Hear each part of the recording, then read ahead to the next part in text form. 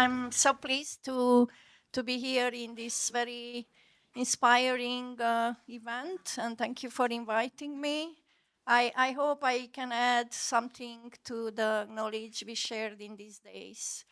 As said, I'm going to address the issue of social reproduction from a particular point of view, which is how it reproduces the political economy regimes, and again, in a very particular way through housing system. When addressing social reproduction, Marxist-feminist literature primarily focuses on the exploitation of unpaid feminized work, which enables the reproduction of labor force in households, or on how social reproductive institutions in private or public ownership sustain economic production and capital accumulation. Compared to this stream of analysis, the role of housing in social reproduction is less investigated. So to contribute to filling this gap, my talk tackles this issue linked to the central role of housing in a political economy regime, while also stressing the interdependence between economic production and social reproduction. My argument regarding the role of housing in political economy regimes has two pillars. On the one hand, it is based on the recognition that housing, besides being an economic sector, it is also a vehicle for social reproduction, both in the domestic sphere and at a societal level. On the other hand, it relies on acknowledging the role of social reproduction in the continuity of a political economy regime. This is a role played within the domestic sphere, where the individual labor force is reproduced, and beyond that, by creating conditions for the persistence of social relations, structures in the institutions that underlie and facilitate economic production. My paper shows that housing has a central role in the social reproduction of both state socialism and capitalism, and illustrates this with the case of political economy transformations in Romania in the past decades, viewed in the context of changing accumulation regimes of global capitalism. Last but not least, at the end of my talk, looking for ways how the social reproduction of capitalism might be disrupted, I will formulate some thoughts about a transitional program coherent with a socialist housing system. This is the way I hope I can also contribute to the afternoon's session on housing. So first, let us discuss about the social reproduction of state socialism in Romania that was facilitated, among others, by the production of 3 million public homes in a mixed housing regime.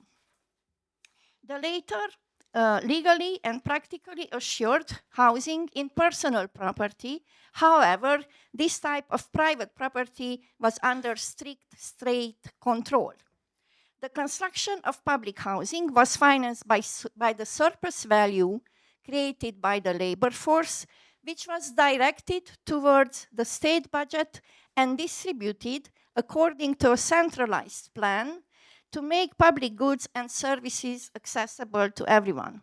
Why could this happen and how did it happen? These are the questions that I would like to address in the following few minutes, and also use this scheme, which kind of tries to explain how this system functioned. This scheme actually represents 4 conditions of possibility for the mass production of public housing. The first condition was the planned and centralized character of the economy. Economic production, including housing production, was realized and coordinated based on the single national plan. However, for example, the need for housing was also communicated from the level of enterprises or local public administration units to the central planning system. So the number of homes produced and distributed was actually negotiated between local and central governmental levels. A second framework condition for the mass production of public housing was the system's financial and loan regime. So the financial institutions in state socialism were state-owned and operated also on the basis of a centralized plan. On the one hand, this made possible to collect the monetary resources produced by the labor, by social labor, in a single pocket, central pocket, and on the other hand, the redistribution of these resources to various economic sectors and geographical territories across the country. The financial institutions by then in Romania were the central bank of the country, which collected all the benefits from the productive enterprises. Then we had an investment bank and the Bank for Agriculture, which functioned also to offer loans to enterprises in different economic sectors. Then we had the Bank for Foreign Trade, and last but not least, the Savings Bank, which opened saving accounts for the population and also provided loans for the population at a very low interest rate from which people could construct their homes in personal property or buy one from the state or from the others. But again, this was very strictly regulated. So it couldn't transform into a commodity, right, from which to extract profit. A third framework condition for producing public housing as a common good was how the appreciation and remuneration of the labor force was realized. Because of the labor force's dual role as producer and owner of the means of production, the social product created by it did not become private property, but was used as a common property. The social work performed by the labor force was considered to have two components: work for oneself, for which the employees received a remuneration, and the so-called work for society, right, which actually was the resource for creating the state budget for public investments into public goods and services.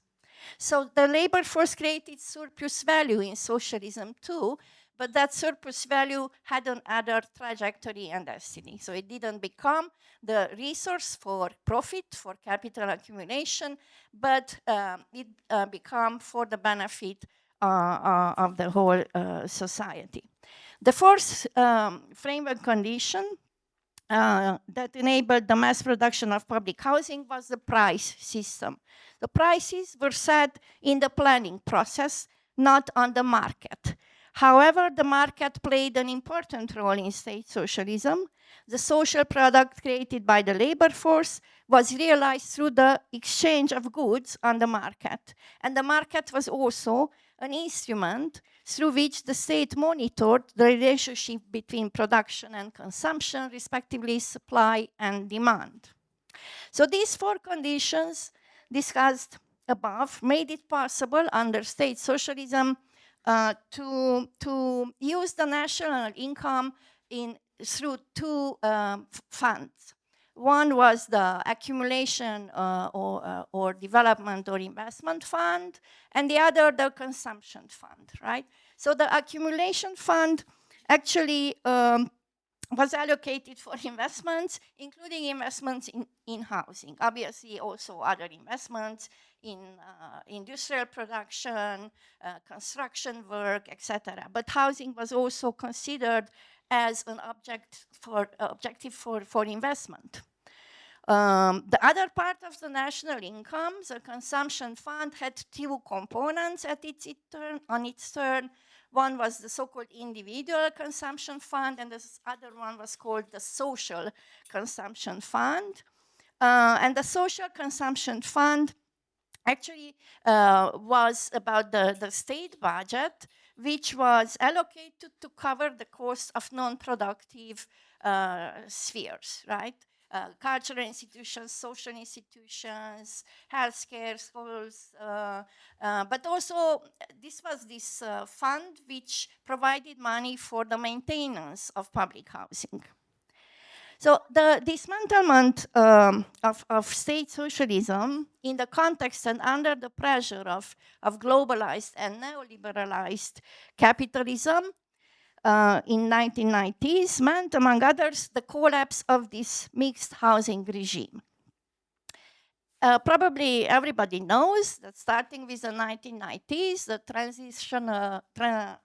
transitologist scholars and the World Bank experts tried to justify the necessity of transforming the socialist housing regime into a market-dominated regime. This was considered to be a driver for the creation of market economy.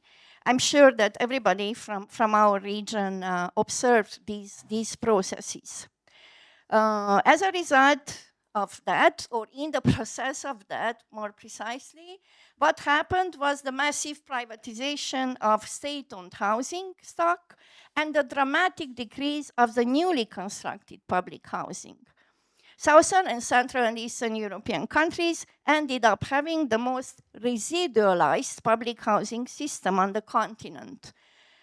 After the 1990s, Western and Northern European countries still kept a more or less significant percentage of social housing in public or private ownership. Netherlands, about 25%, France, about 21%, not to speak about the 50% in Vienna. On the contrary, countries from Central and Eastern Europe decreased their social public housing stock under 2%. So what follows, I am going to address some thoughts about the social reproduction of capitalism through housing. I put here some statistics. So when I'm talking, I'm not referring to them, but please, if you can have a look on the slide. So the social reproduction of capitalism is based on ensuring that the surplus value created by the labor force is appropriated by capital as its individual profit. The perpetuation of the exploitative relation between capital and labor is driven by the capital's pursuit of accumulation in various economic sectors, including housing, and it is also supported by the labor force need to survive, to have a job and to have a home. While the labor force is exploited by capital in the productive economy, the laborers are obliged to spend much more money to provide themselves with a home from the market, because neither the employers nor the state delivers housing for the laborers. They are forced to accept paying for the exchange value of homes, including the profit of institutional developers, investors, and landlords. In capitalism, the material production of housing, the construction of housing actually is a productive economic activity where the owners of the means of production exploit the labor force. In financialized capitalism, as we know it today, housing extends beyond its physical existence. Real estate capital is intertwined with financial capital, and not simply in the sense that housing needs finance to be produced and to become a commodity, but by being traded as an asset class, right, on financial markets through mortgage schemes, rental relations, or stock market speculations. Many people suggest that there is no housing issue in Romania because of the high home ownership rates in this country. However, this is a feature of the country's capitalist housing regime, which is permanently recreating a systemic housing crisis and is transferring the cost of social reproduction on households. In what follows, I will discuss some aspects of the housing question in this country. The percentage of homes in private property is quite high, right? About 98%. Compared to EU average regarding the share of people living in households owning their homes, in Romania, this share reached 95%. Nevertheless, such a high level of home ownership does not mean that all the people who live in so-called homeowner households are owners. Besides, for example, young adults who are registered in their parents' homes and but I don't know, move to cities where there is economic growth and where are jobs. They don't own their parents' homes, but they are in the evidence as being owners, and they are not in the evidence of official institutions in what regards private rental. We have a very, very bad and unreliable system of evidence on private renters. So they share, for many times, overcrowded apartments with their colleagues. Okay, so another aspect of this complex issue is that people who live in private homes are not necessarily wealthy. And this can be seen through the statistics about poverty, social exclusion, in-work poverty, high income inequalities, low level of the labor share of GDP, and so on and so forth. Okay, so this situation became more acute since the increase of mortgage cost to the rise of interest rates, and also happening somehow in parallel with the increase of the cost of utilities, gas and electricity prices due to the liberalization of the energy sector, which leads to high levels of arrears in utility bills in Romania. Okay, so if we compare income to the cost of rent or the cost of purchasing a home from the market, we can also see that even people who earn at the level of average income, they spend around 50% on their housing costs. So raising awareness about these realities, I think, is part of strengthening class consciousness and solidarities across different labor classes to enable them to reveal how exploitation functions not only on the labor market, but also on the housing market. Acknowledging that the housing and affordability crisis was created by capitalism and cannot be solved within capitalism, one should look for alternatives to the profit-oriented housing regime. So therefore, I have this proposal to think about the so-called transitional demands, in a sense elaborated by Trotsky in the 1930s, transitional demands which can produce a disruption in the social reproduction of capitalism, and it's also it's compatible with far or long perspective aims of a socialist alternative. So, what kind of demands could be part of such a transitional program? And I'm referring to Romania.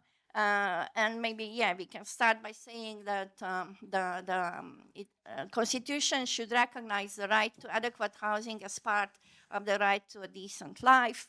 The percentage of public housing should be significantly increased, up to 50% of total housing stock. And also there are a lot of particular measures which should be completed, starting from stressing the obligations of local and central governments to produce and distribute public housing according to the real needs, to protect public housing from further sale and commercialization, socialize 25% of the residential units real estate developers, investors produce, create non-profit banks, non-profit other financial institutions, and also public construction companies. And there are a lot of many other thoughts about such transitional demands, and including also the regulation of the housing market via a private rent freeze and cap. But all this cannot happen if we do not consider the needed changes at the level of the EU. Since Romania is an EU member state, so we should envision another European Union, a socio-economic union, actually, and together with my colleague, maybe you saw this book at the office place or information desk, sorry, about how this socio-economic union could look like, and from the perspective of housing, right? So, and I guess it's important for all of us to create opportunities to speak about from a socialist perspective about these needed changes.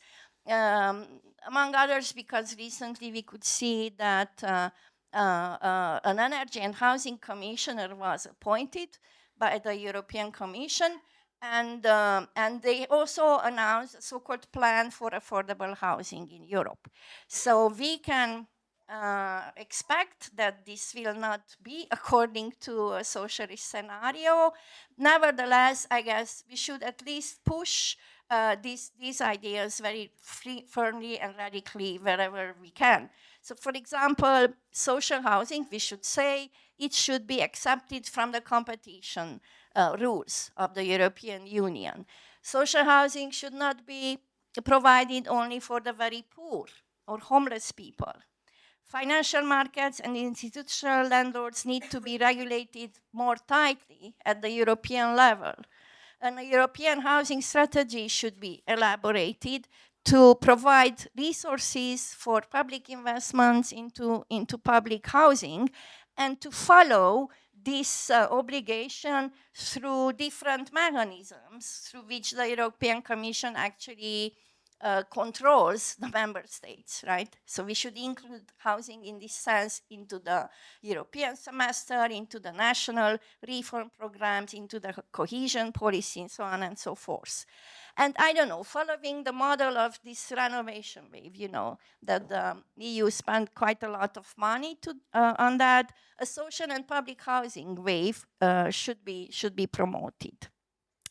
So obviously, these demands cannot be fulfilled if the labor class is suffering from housing unaffordability, do not organize and mobilize against this phenomenon. However, social movements, housing movements can play a role in this, and especially in our own political education, and the political education of others, you know, about these demands. And yes, since we are coming from Central and Eastern Europe, from former state socialist countries, we should make use of these legacies in the global socialist discussions. But because I have a feeling, and maybe other comrades from this region have the feeling that somehow everybody kind of wants to forget about really existing socialism for different reasons. And well, it would be good to have these legacies put on the table and put aside initiatives coming from Global South, as we heard yesterday, together to conceive this socialist alternative to capitalism. And in housing, this means, yes, funds should be invested, no, according to the laborers' housing needs and not to the logic of profitability. Thank you.